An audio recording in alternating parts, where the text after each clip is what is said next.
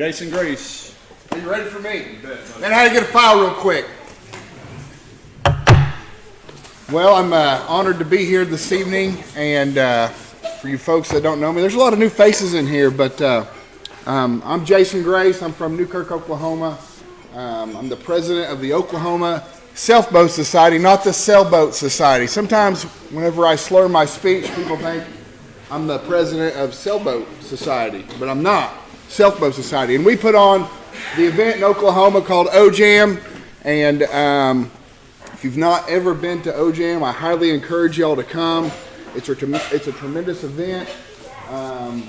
We are, I think we're the largest bow building gathering event in the nation. So if you've ever had a desire to build a self bow, we'd love to be the folks that teach you, and come build an Osage bow with us there in Stillwater on March the 20th through the 23rd there. Great. It's going to be a great time. Real quick, before I get started too far, just Tubby, would you come up here real quick, buddy? And then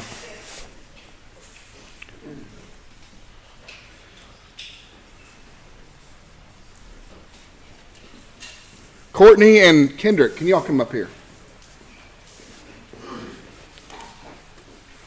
Guys, real quick, there's something we do really special at OJAM every year, and Bruce and his family have come to OJAM and built bows with us, and it warms my heart to see kids come and love and enjoy the things that we do, and ultimately it's all about passing what we love, traditional bow hunting, on.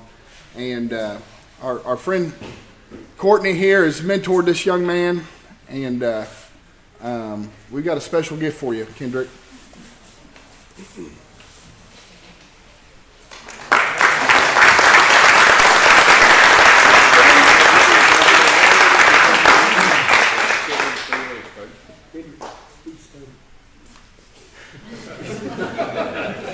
Guys, real quick, Courtney has mentored this young man and brought him to shoots, and ultimately has sparked the passion for traditional archery in this young man, and wants to make sure that that continues. And Tubby has got a big heart, and anyways, this is a great thing. So, Congratulations! Thanks to Dad for bringing him.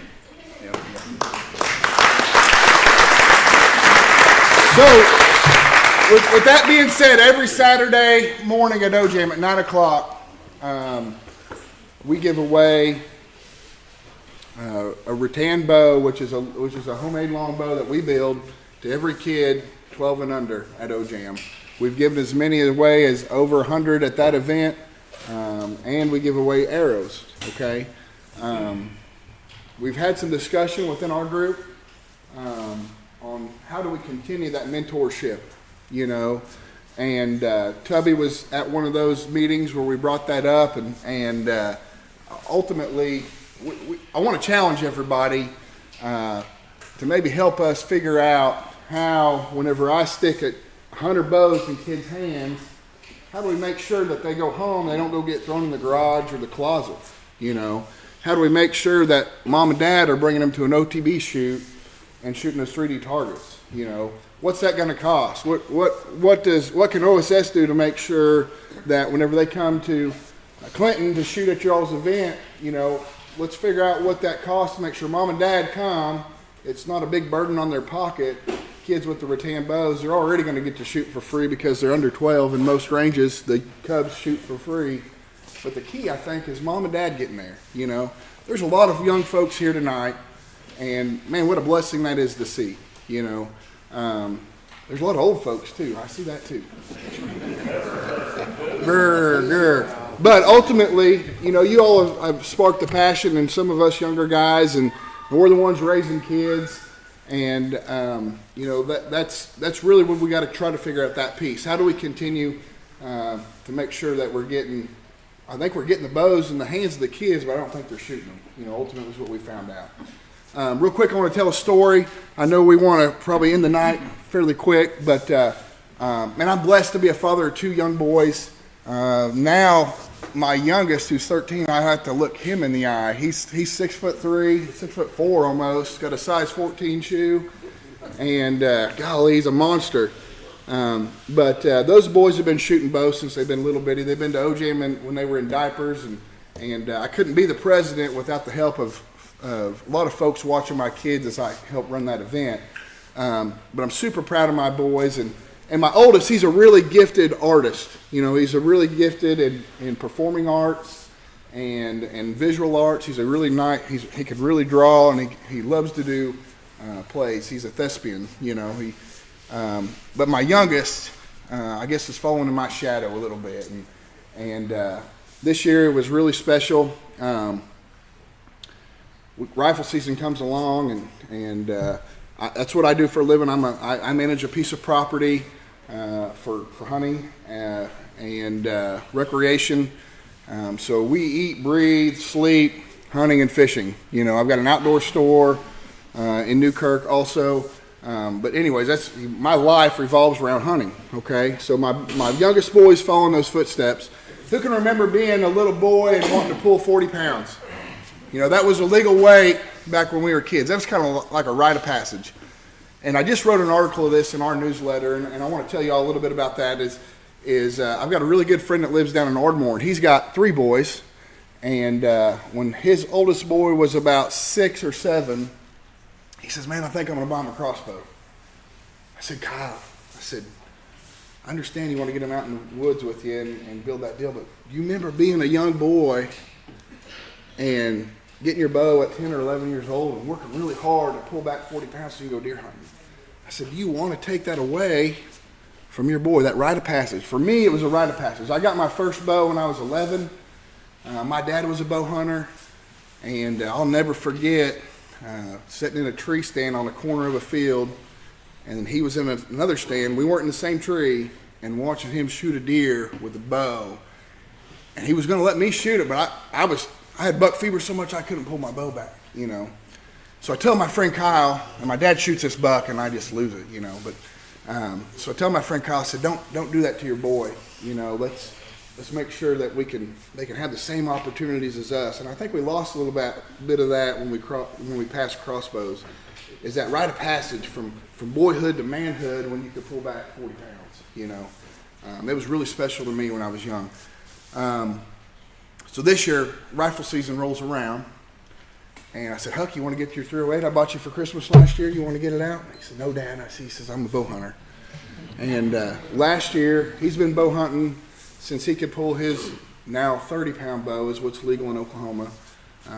Little Matthews Genesis compound on the upper end of that deal was maxed out at 40 pounds, and you know, he hunted with it a couple of years. And last year for his birthday, I went in halves on a nicer compound. Now these boys have shot traditional forever, but as a dad that struggled when I transitioned from compound to traditional, and getting away with the things that I could get away with a compound, I couldn't get away with a trad. I didn't want my boys to go through those bad experiences that you can sometimes get with trad bows when you don't put the arrow in the right spot and the deer's not angled right and all that. So Huck last year worked real hard, and he killed his first deer last year with his bow, okay?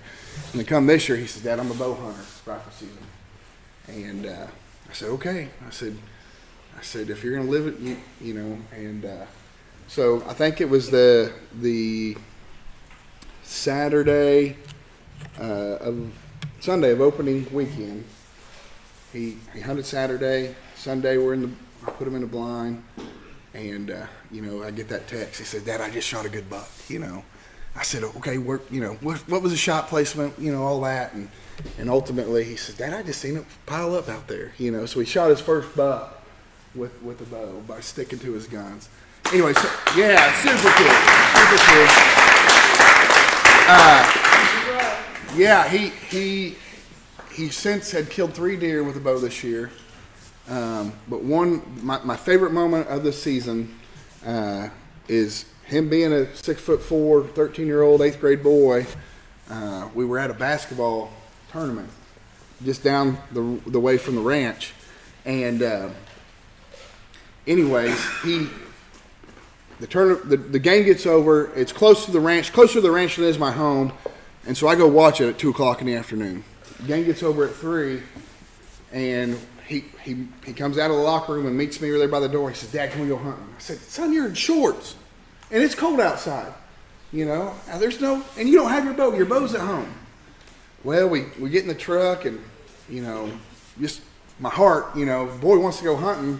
What can I do to make sure this boy gets to go hunting? I look over in my passenger seat. Well, there's 2 self bows sitting right there. One of them's a Mike Hames bow, and then the bow that I was shooting is another friend of mine that built a bow, John Wampler's bow. And I'm thinking, well, that Mike Hames bow is he could draw that thing back. It's about a 45-pound bow, and he shoots trad a lot, and he practices a lot with trad. But I just didn't want him to be able to harvest a deer with it and do it right after he learns how to shoot a deer right. So I'm like, all right, now what are we gonna do about these shorts? I got a camo sweater in the truck. What are we gonna do about these shorts? He can't sit in a tree stand. It's 35 degrees out here. He can't sit in a tree stand in shorts. I get to thinking as we're driving back toward the ranch, well, my duck hunting waders are at the ranch. I'm thinking, well, I can stick them in my duck hunting waders. So he puts on my waders, which barely fit him because his foot's way bigger than mine. And if y'all have ever waterfowl hunted, waders aren't quiet, And just like we want our bows to be quiet, I want my clothes to be quiet. I'm thinking I can't sit with him in a stand with those waders on.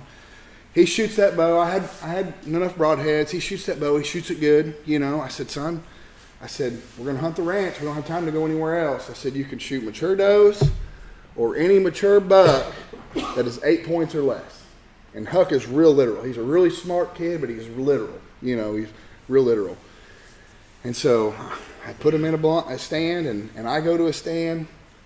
And as I'm walking in, it's already late, folks. It's really late. And as I'm walking in, I'm climbing the ladder to my stand, and here come deer already. Just like Russell was saying, putting that stick up there and taking a step, and here comes the deer. Well, the deer were coming in already. I'm thinking, man, it's going to be a good night.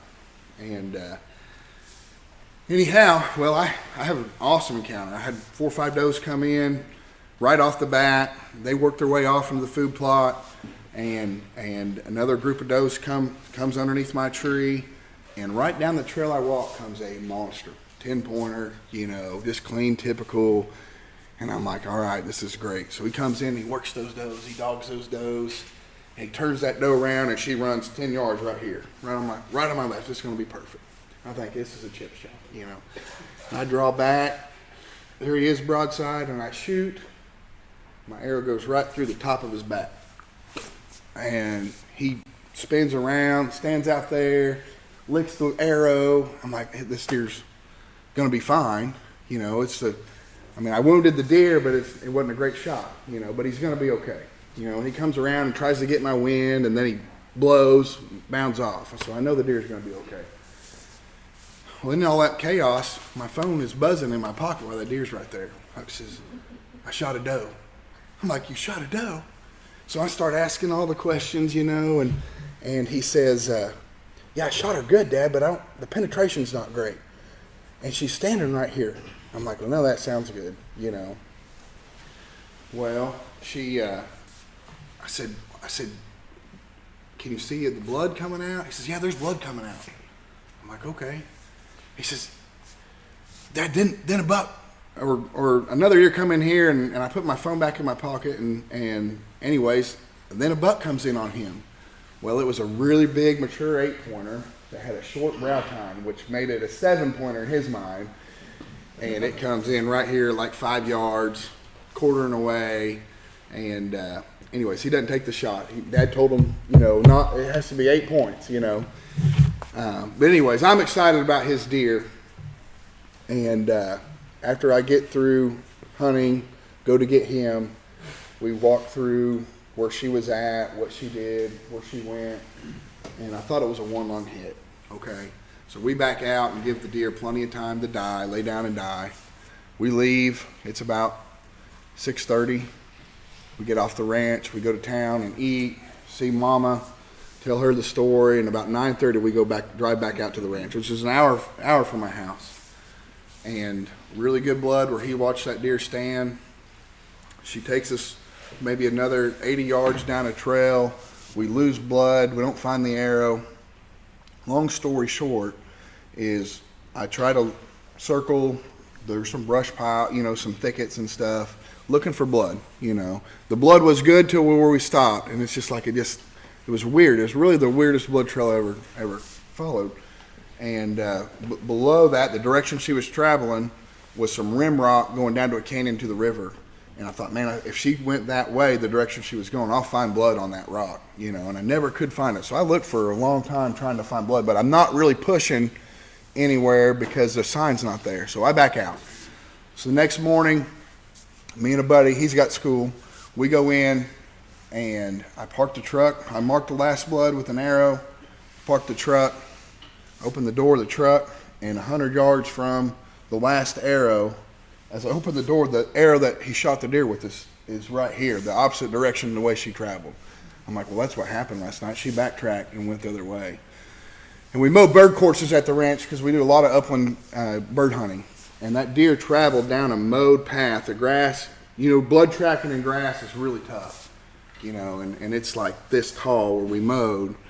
And we trail it, you know, another probably 150, 200 yards down this mowed trail. And she stayed on that. Well, I just thought, man, we lost the deer, you know. There wasn't a deer I wanted to find more in the world than the first self-mowed deer of my boys, you know. And anyhow, I gave up on that deer that morning. I had to go back to work, do some work. I hadn't grid searched yet. I tried to call a dog, couldn't get a dog. So I'm going to grid search that evening. That's what I'm going to do. Anyways, long story short, I go to grid search, don't find her, no more blood, and then I just go sit on the bluff when I hear coyotes kind of fighting and snarling.